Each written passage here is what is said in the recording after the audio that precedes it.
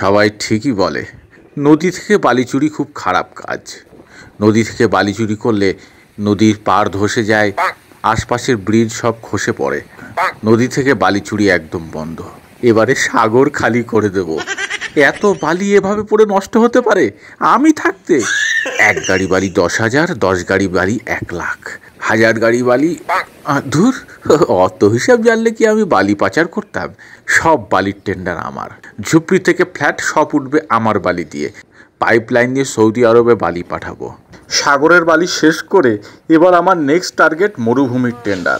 পৃথিবীর যেখানেই 1 বেলচা বালি দরকার পড়বে আমার খোঁজ হবে। আবে তেরি, এত কয়লা এতক্ষণ চোখে পড়েনি। আমি থাকতে এত কয়লা এখনো পাচার না হয়ে পড়ে আছে কি করে? পাচারের জন্য আর লরি লাগবে না, জাহাজে করে কয়লা তুলে একেবারে বিদেশে পাচার করে দেবো। এই যে দাদা দাদা বলছি যে এই এই এই এই এই কয়লাগুলো কোন কয়লা খনি থেকে আসছে? পাগল নাকি? আমাকে চিনিস? এই তুই আমাকে চিনিস? কার কার হাত আমার পিঠে আছে জানিস? আজকে মুড ভালো, আজকে ছেড়ে দিলাম, যা। দাদা এই যে এই যে এই কয়লাগুলো কোথা থেকে আসছে? এগুলো বোল্ডার। হ্যাঁ, এগুলো কয়লা না। আরে দাদা এই কয়লাগুলোর কথা বলছি। হারামজাদা পাথরকে কয়লা বলছে। শালা খিস্তি মেরে বলছে, তার মানে ঠিকই বলছে। খিস্তি না মারলে বিশ্বাস করতাম না।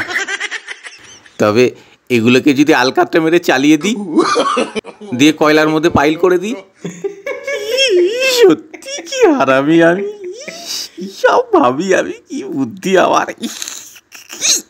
কেউ দেখে নেই তো, কেউ শুনতে পায়নি তো আমার বুদ্ধি।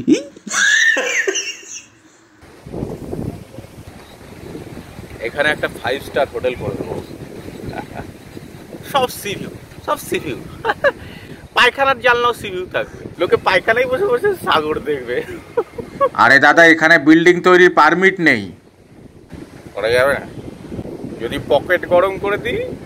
হ্যাঁ হ্যাঁ, পকেট গরম করলে তাহলে তো ওই সমুদ্রের মাঝেও হোটেল হবে।